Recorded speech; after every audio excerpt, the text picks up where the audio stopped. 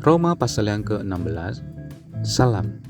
Aku meminta perhatianmu terhadap Febe, saudari kita yang melayani jemaat di Kengkrea, supaya kamu menyambut dia dalam Tuhan, sebagaimana harusnya bagi orang-orang kudus, dan berikanlah kepadanya bantuan bila diperlukannya. Sebab ia sendiri telah memberikan bantuan kepada banyak orang, juga kepadaku sendiri. Sampaikan salam kepada Priscilla dan Aquila, dan teman-teman sekerjaku dalam Kristus Yesus.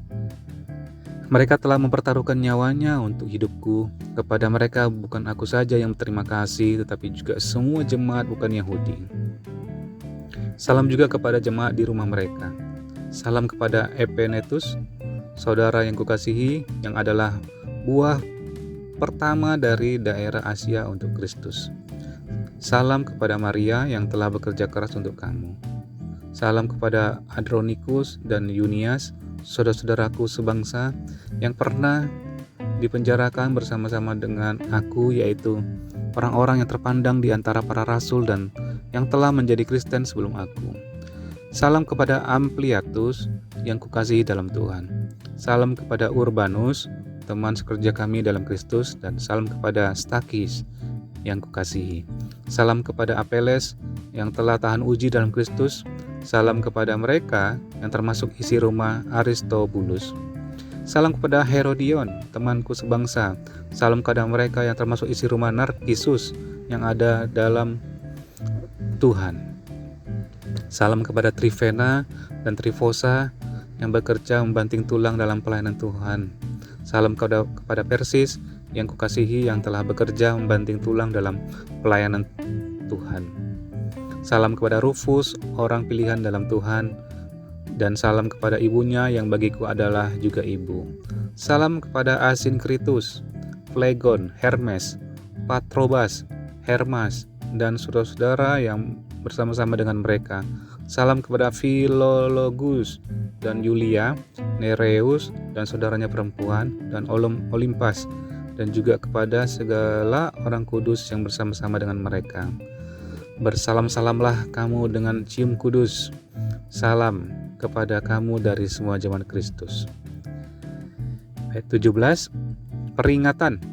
Tetapi aku menasihatkan kamu, saudara-saudara, supaya kamu waspada terhadap mereka yang bertentangan dengan pengajaran yang telah kamu terima, menimbulkan perpecahan dan godaan. Sebab itu hindarilah mereka. Sebab orang-orang demikian tidak melayani Kristus, Tuhan kita, tetapi melayani perut mereka sendiri.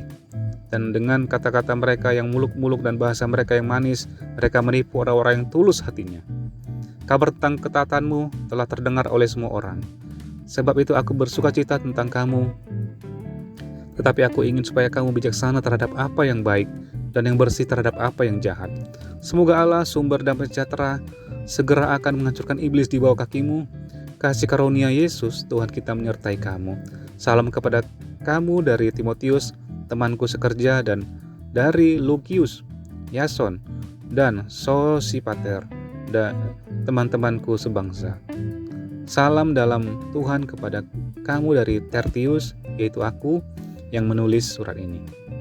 Salam kepada kamu dari Gaius yang memberi tumpangan kepadaku dan kepada seluruh jemaat. Salam kepada kamu dari Erastus, bendahara negeri, dan dari Quartus, saudara kita. Kasih karunia Yesus Kristus Tuhan kita menyertai kamu sekalian. Amin. Ayat yang ke-25. Segala kemuliaan bagi Allah. Bagi Dia yang berkuasa menguatkan kamu menurut Injil yang kumasyurkan dan pemberitaan tentang Yesus Kristus sesuai dengan pernyataan rahasia yang didiamkan berabad-abad lamanya, tetapi yang sekarang telah dinyatakan dan yang menurut perintah Allah yang abadi telah diberitakan oleh kitab-kitab para nabi kepada segala bangsa untuk membimbing mereka kepada ketaatan iman. Bagi Dia satu-satunya Allah yang penuh hikmat, oleh Yesus Kristus segala kemuliaan sampai selama-lamanya. Amin. 1 Korintus pasal yang pertama. Salam dari Paulus yang oleh kehendak Allah dipanggil menjadi Rasul Kristus Yesus, dan dari Sostenes, saudara kita, kepada jemaat Allah di Korintus, yaitu mereka yang dikuduskan dalam Kristus Yesus dan yang dipanggil menjadi orang-orang kudus, dengan semua orang di segala tempat yang berseru kepada nama Tuhan kita Yesus Kristus, yaitu Tuhan mereka dan Tuhan kita. Kasih karunia dan damai sejahtera dari Allah Bapa kita dan dari Tuhan Yesus Kristus menyertai kamu. Ayat keempat, ucapan syukur. Aku senantiasa mengucap syukur kepada Allahku karena kamu atas kasih karunia Allah yang dianugerahkannya kepada kamu dalam Kristus Yesus. Sebab di antara Dia kamu telah menjadi kaya dalam segala hal, dalam segala macam perkataan dan segala macam pengetahuan, sesuai dengan kesaksian tentang Kristus yang telah diteguhkan di antara kamu.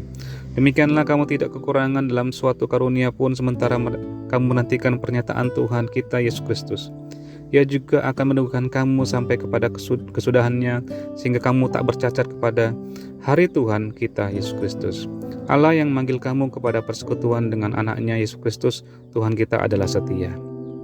Ayat ke-10, perpecahan dalam jemaat.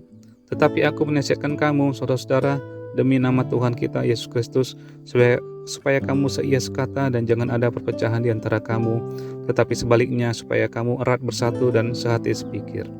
Sebab saudara-saudaraku, aku telah diberitahukan oleh orang-orang dari keluarga Chloe tentang kamu, bahwa ada perselisihan di antara kamu.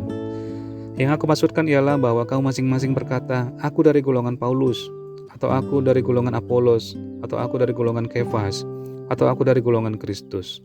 Adakah Kristus terbagi-bagi? Adakah Paulus disalibkan karena kamu? Atau adakah kamu dibaptis dalam nama Paulus? Aku mengucap syukur bahwa tidak ada seorang pun juga di antara kamu yang aku baptis selain Crispus dan Gaius, sehingga tidak ada orang yang dapat mengatakan bahwa kamu dibaptis dalam namaku. Juga keluarga Stefanus, aku yang membaptisnya. Kecuali mereka, aku tidak tahu, entahkah ada lagi orang yang aku baptis. Sebab Kristus mengutus aku bukan untuk membaptis, tetapi untuk memberitakan Injil, dan itu pun bukan dengan hikmat perkataan supaya salib Kristus jangan menjadi sia-sia. Ayat ke-18, hikmat Allah dan hikmat manusia. Sebab pemberitaan tentang salib memang adalah kebodohan bagi mereka yang akan binasa, tetapi bagi kita yang diselamatkan pemberitaan itu adalah kekuatan Allah. Karena ada tertulis, aku akan membinasakan hikmat orang-orang berhikmat dan kearifan orang-orang bijak akan kulenyapkan. Di manakah orang yang berhikmat? Di manakah ahli Taurat? Di manakah pembantahan dari dunia ini? Bukankah Allah telah membuat hikmat dunia ini menjadi kebodohan?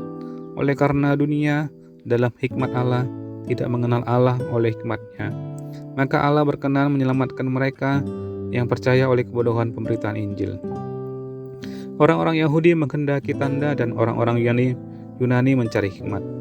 Tetapi kami memberitakan Kristus yang disalibkan, untuk orang-orang Yahudi suatu batu sandungan, dan untuk orang-orang bukan Yahudi suatu kebodohan.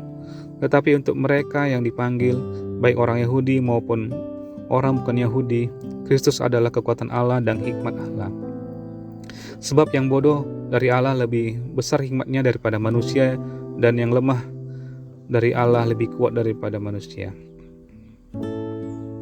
Ingat saja saudara-saudara, bagaimana keadaan kamu ketika kamu dipanggil.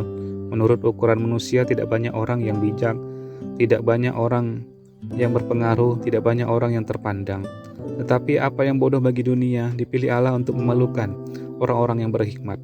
Dan apa yang lemah bagi dunia dipilih Allah untuk memalukan apa yang kuat. Dan apa yang tidak terpandang dan yang hina bagi dunia dipilih Allah.